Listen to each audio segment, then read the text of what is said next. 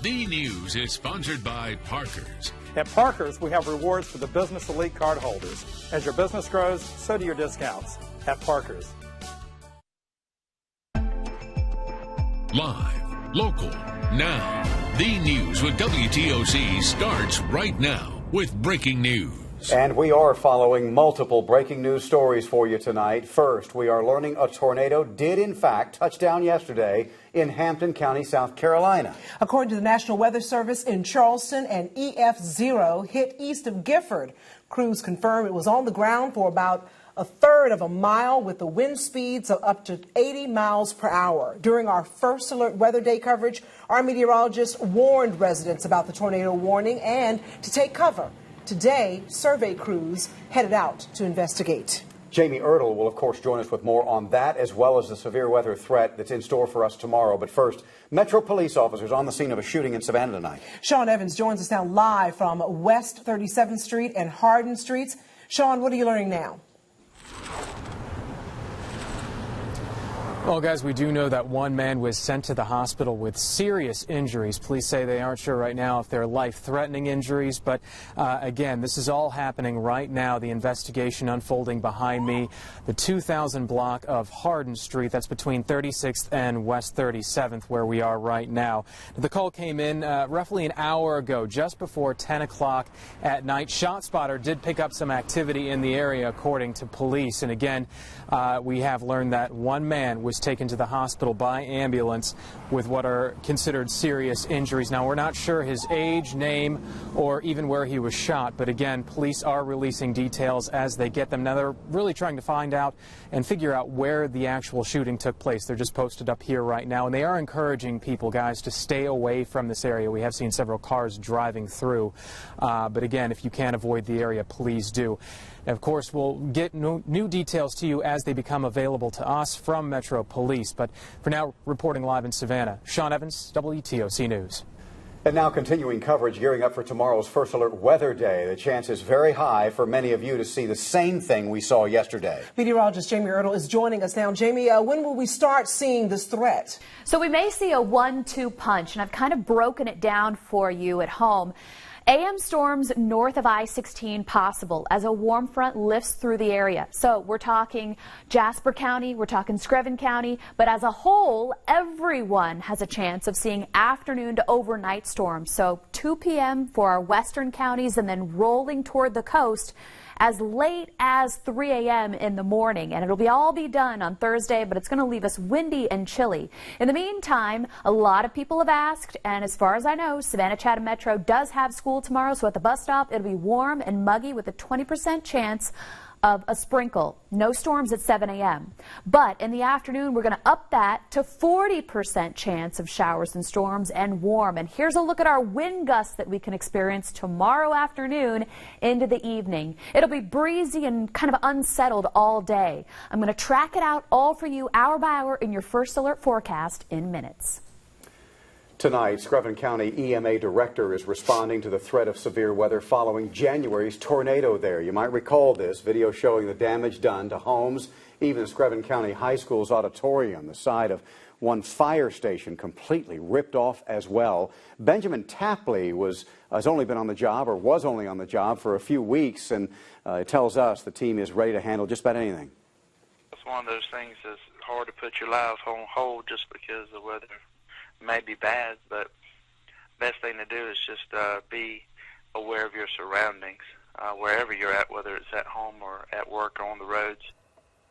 If you need to call the Screven County's EMA tomorrow for damage reports or any kind of assistance you might need, the agency's number is right there on your screen. We're also hearing from the Chatham Emergency Management Agency head ahead of tomorrow night's severe weather. Sometimes you get heavy localized rain in some areas, which causes flooding in some areas, which is why we tell people that if you not to drive through the roadways and to turn around, don't drown, because you don't want to put your car in something that's deeper than you thought it was, and then you need to be rescued by the first responders. Some more tips from CMA when reporting damage. Be as descriptive as possible. Document what time it happened at the specific location. And in order to take those pictures, you need to make sure you charge your cell phone overnight. Right now, we are learning Ware County will let students out early tomorrow. Daffodil Pre-K and the Learning Center will dismiss at 11:30. Elementary schools will let out at noon, followed by the high schools at 12:30. Middle schools will let out at 12:45.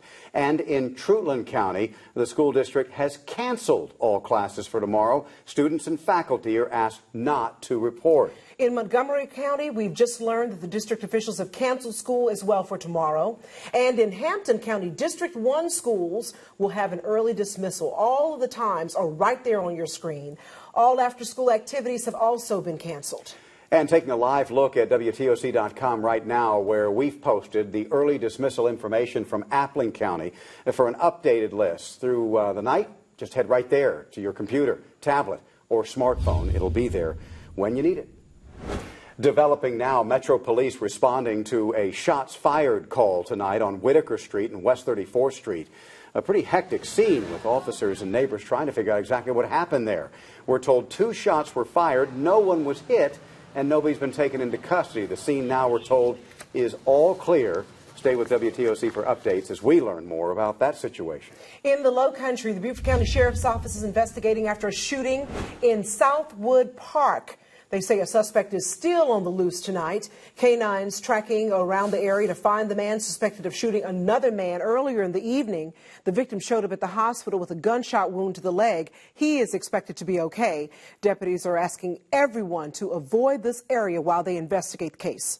You take any home you go to and you set it, I don't care how new it is, how brand new it is.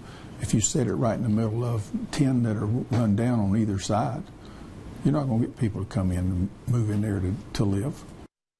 House Bill 434, sometimes referred to as the Blight Bill, just one signature away now from becoming law here in Georgia. So what could that mean for neighborhoods in Savannah and around the state of Georgia plagued by blight? Sean Evans explains.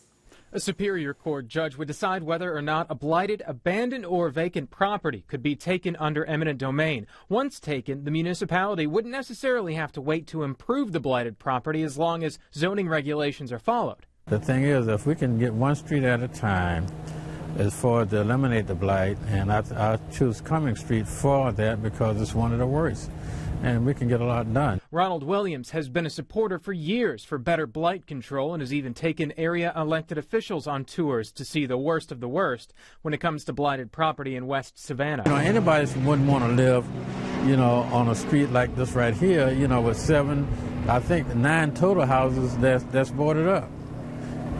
Nobody would want to do that. People say, well, they shouldn't take the people's property, but you can't remain the same. You have to progress in some kind of way. Donald Wilson, born in his Richard Street home 70 years ago, says he's in favor of the city having more leeway when it comes to turning blighted property around, so long as they ensure the look and feel of the neighborhoods stay consistent. This is exactly what we need, but we don't think this is what we need right now. But after you see it in effect, then you realize that this is exactly what you need. A representative with the mayor's office says they're hopeful the bill will be signed and that the city manager is working on an implementation plan so the city can hit the ground running. Well, if signed into law, the blight bill would go into effect on July 1st. Are you guilty of insurance fraud? No, I'm not. WTOC cameras were rolling in McIntosh County with this insurance agent, Dennis Avera. He was arrested and charged on 3 counts of insurance fraud. Investigators telling us that he was pocketing premiums instead of forwarding client checks to their insurance companies. Some clients realized they weren't covered when they needed it most, like after an accident. They found out that they were paying for insurance and the insurance wasn't secured. So we did an investigation within our office and found that there was enough to probable cause to secure warrants, so we backed up then and contacted the insurance commissioner, and they took it from there.